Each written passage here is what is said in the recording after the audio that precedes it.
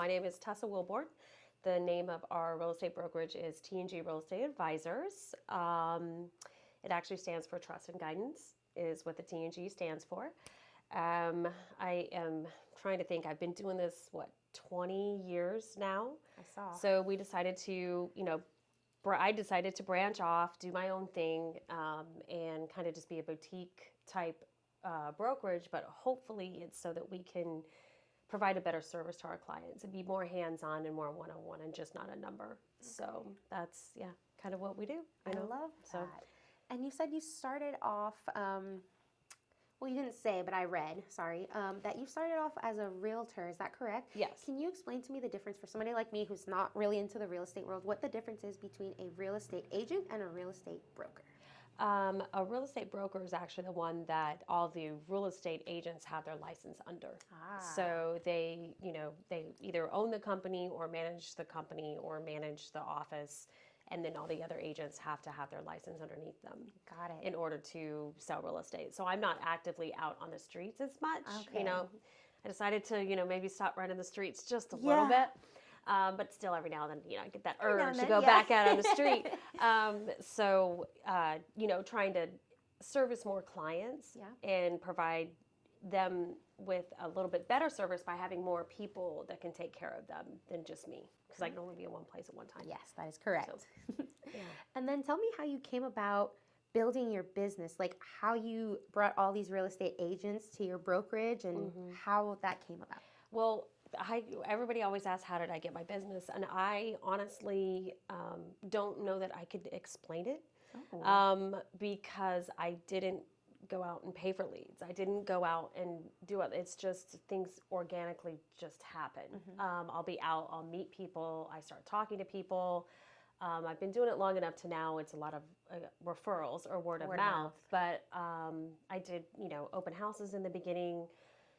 Just being out, I have 4 kids, so I was out with all their events. People just started talking to me, and I was like, oh yeah, I sell houses. It just happened. So it was more of an organic type feel of how that kind of happened. And I think a lot of the agents, I had someone who was helping me recruit at one point, and then I kind of feel that it should be me recruiting them and not them, because they could be recruiting for different reasons or for different.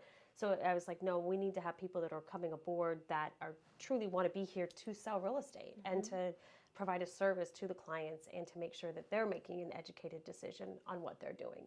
So I haven't really been recruiting. So if there's anybody out there that's looking to go somewhere, I'm happy to talk to you. Give me a call. I'll talk to you. We'll see if it's a fit. And so I can't really answer that. It just kind of happened. Wow. That's awesome, though, that it fell into place like that for you. Right place, right time, I'd say. Well, I know you're not recruiting, but if you were to be, what kind of realtors are you looking for that you want to be on your team? People who are, they understand like a team demographic, like, working together. Yes, we're all in competition, but there's stuff called friendly competition, and it doesn't have to be nasty and ugly. And that's the stuff I want to stay away from. If I learned something, maybe I lost a client, but I picked up a good tidbit that may work for somebody else, I want to share that with the people that I work with. It may work for you, didn't work for me, or I learned it and I'm going to try it again, so that you share.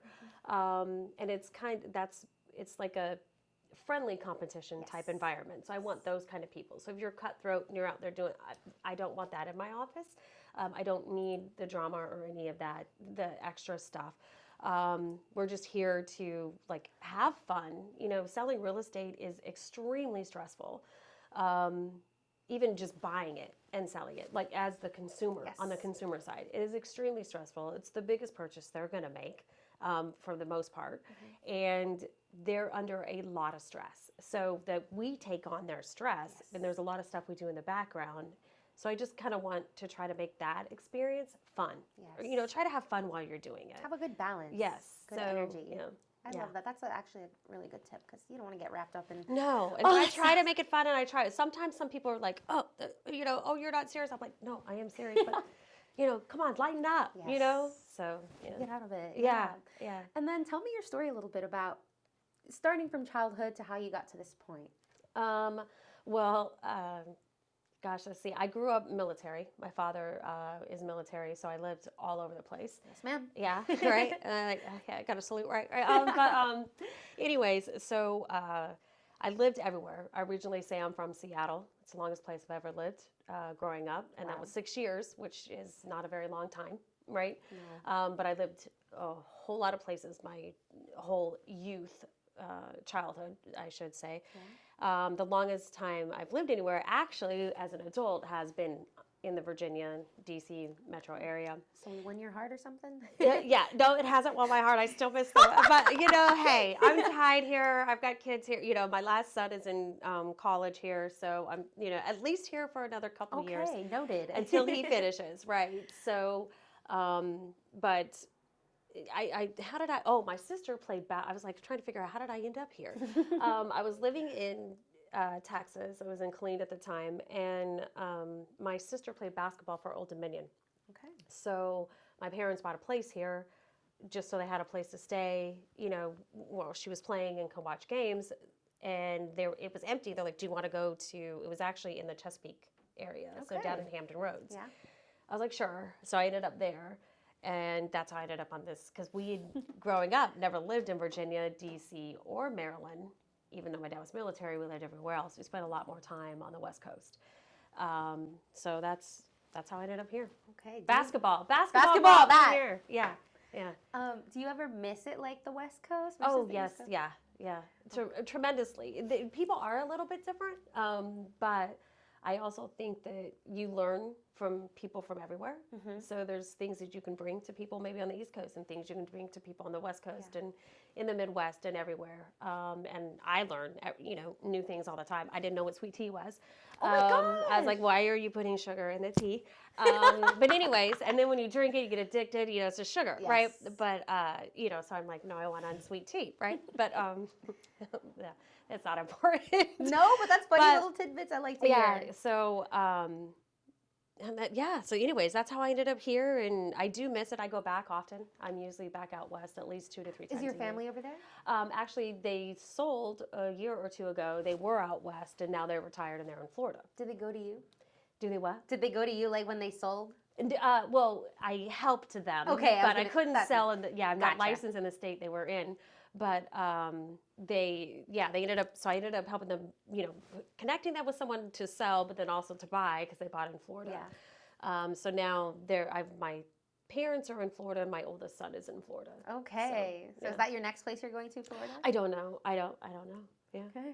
We'll see what the future holds. I'm curious because you've been to you've dipped your feet in all these places. I've been everywhere. So you could just be like, I can pick because I know. Yeah. As opposed to, I don't know because I don't really know. Yeah. Well, and I know people like in a lot of the places. Yeah. So even going somewhere, I'll always know someone, usually wherever we travel to. I'm like, oh, well, so-and-so lives. Yeah.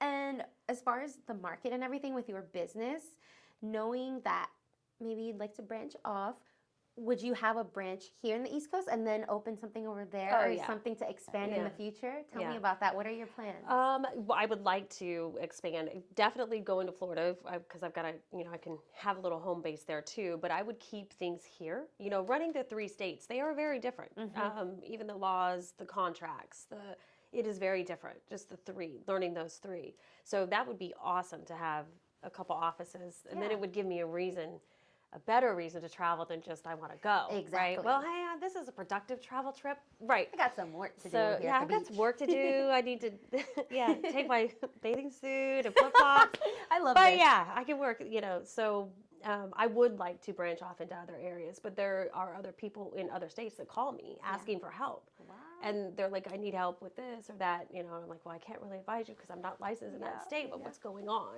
Let me see if I can connect you with sounds someone. like you got some people lined up for you, waiting for you now. That's right. I hope so. I would love to have some people lined up, but so that would be good to branch out and have other offices. Love that for you. Do you have any marketing tips for any business owners? Like, are you implementing anything specific with your team? I do like them to push, social media is out there. So I want them pushing, using the social media, pushing their everyday lives. Not everybody everybody doesn't want to see that you sold the house. They get really tired of looking at that. Like, okay, who cares? You know, they do want to know a little bit about the market. Maybe they'll drop in little tidbits here and there. Like, of course, we're in a seller's market. Yes, this whole area is, we're not even quite yet in a buyer's market. It's not there. Or even I would say a medium stable flat line, not buyer or seller. We're still on that seller side in the whole DMV. And it's like they want to know who you are personally. Yes. People do business with people that they like or know or trust. They also want to know you do a good job or you know what you're doing. So you do want to know that, but you really want to develop like a personal relationship with them. I agree with that because sometimes it's all like I feel like social media allows you or opens that door for you to get to know somebody without actually like, making an appointment, sitting down with them. So it really comes down to how they present themselves. And I think it's so important because sometimes you can find certain people that only want to put too much information, but it's just like, okay, I read that somewhere, but I want to know like who I'm going to work with, who's going to help me sell or buy this home. Like, who are you? Do we have the same personality? Yeah, like and not everybody gets along. There's people who I'm not going to get along with, and so you want to have different personalities and different types of people that are within your company so that you can take care of your clients in the best that suits best for them. Not what's best for us, it's what's best for them. That's right. So I like that. Yeah. Have you guys implemented any AI? We have. We've got some AI that's on there, but it's mostly like a lot of our the writing.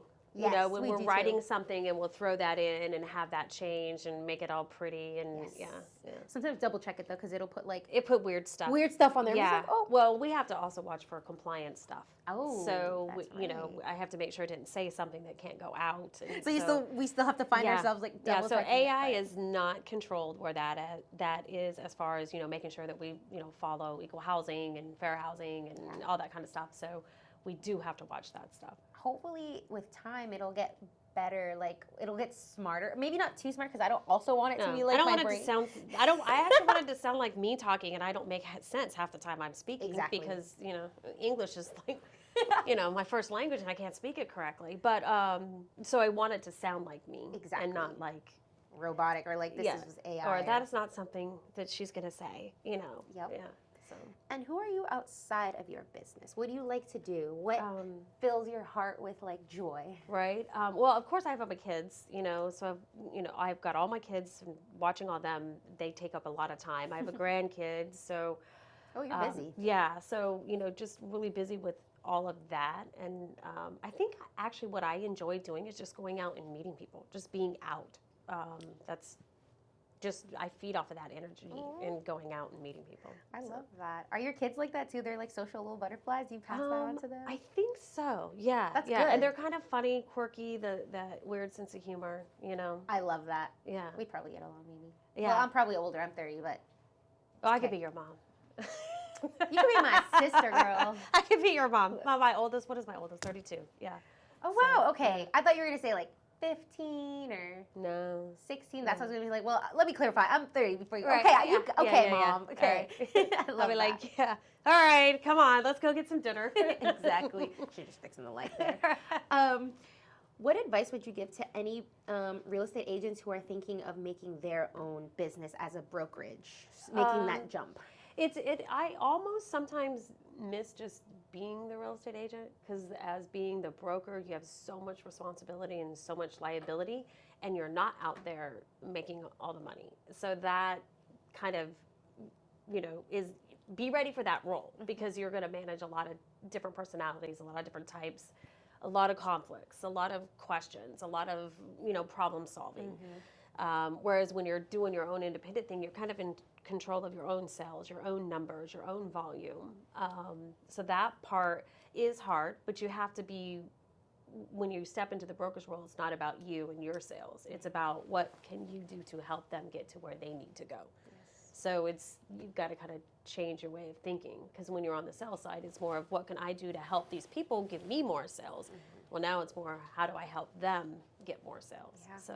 Yeah. Wow, that's a lot. Are there any resources that you used to get well versed in managing a team or just like handling different personalities? There's different, well, I think I would honestly say my background growing up helped me get along with different personalities because I've been around different personalities my entire life and constantly moving and being somewhere new and not knowing anyone or walking into a room and not knowing a soul. So that helped. I will say there's, some coaching and some things that you can implement and that they do help and they kind of guide you and keep you on maybe a path or coming up with a schedule.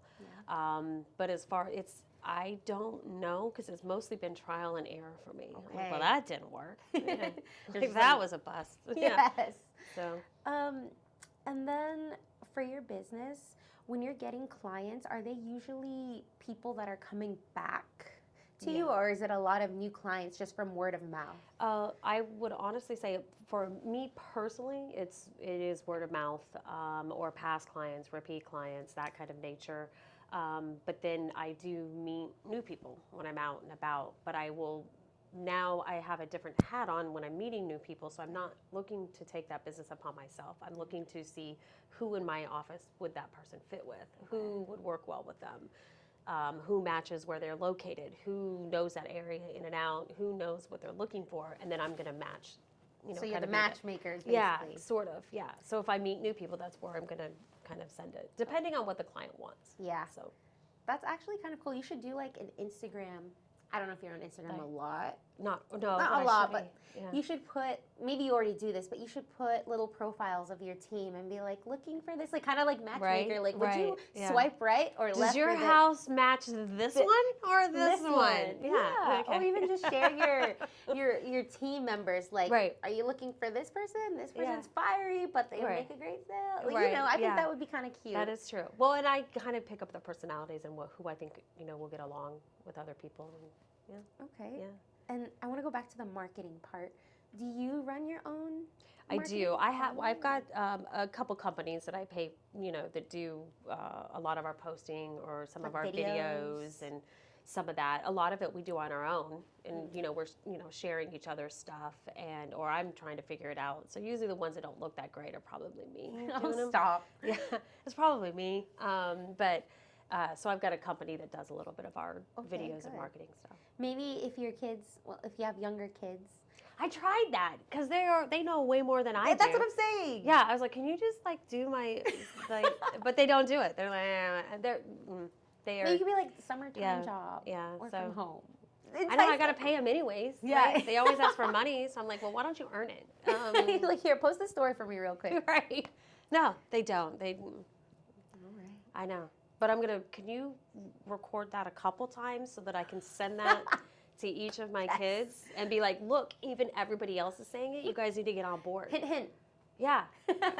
I'm sure I can make a short out of that. You can send it to them in the family group chat. All kids out there, help your parents. Help your parents. We don't understand with how to make a video. It's okay. And then, I just had a question. Hold on. I need to gather my thoughts. It's about marketing, implementing challenges. Marketing.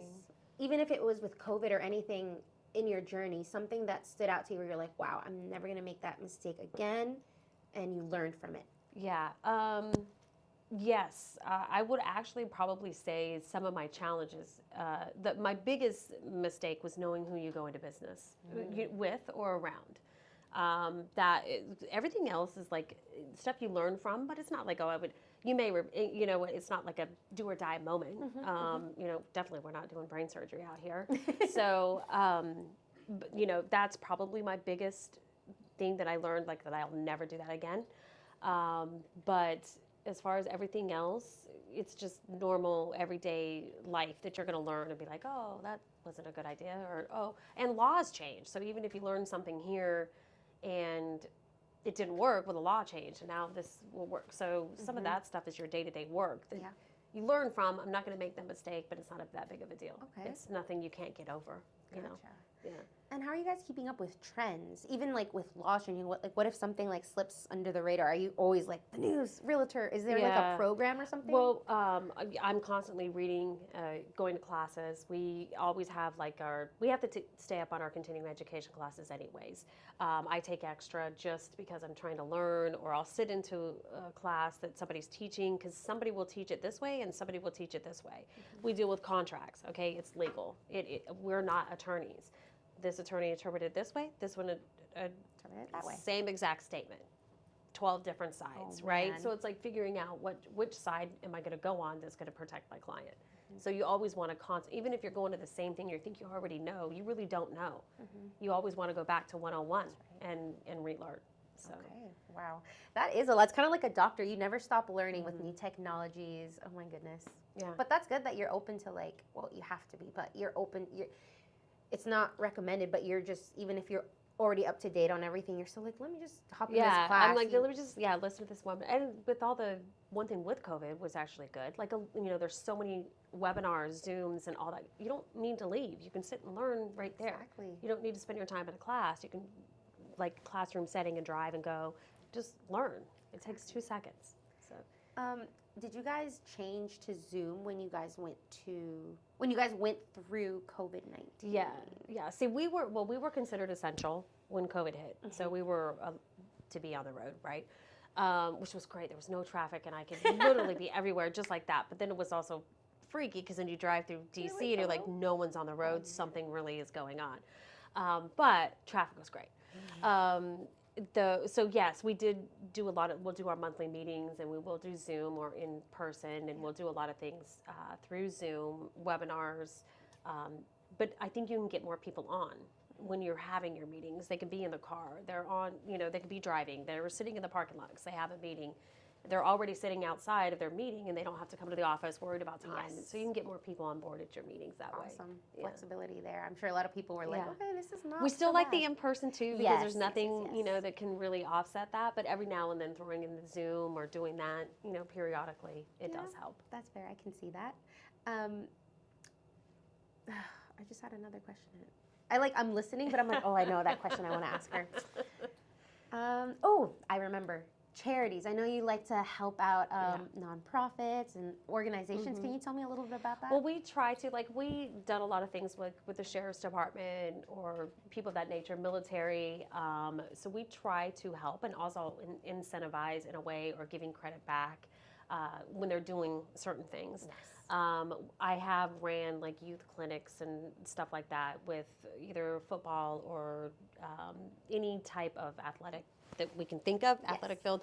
So I ran camps and have done those, but now I kind of want the agents out there doing that because it's putting their name on it. So I will help support them when they're supporting another cause. So I love that. Yeah, and then it comes back to all of you guys and put your names out there, like you said. Yeah.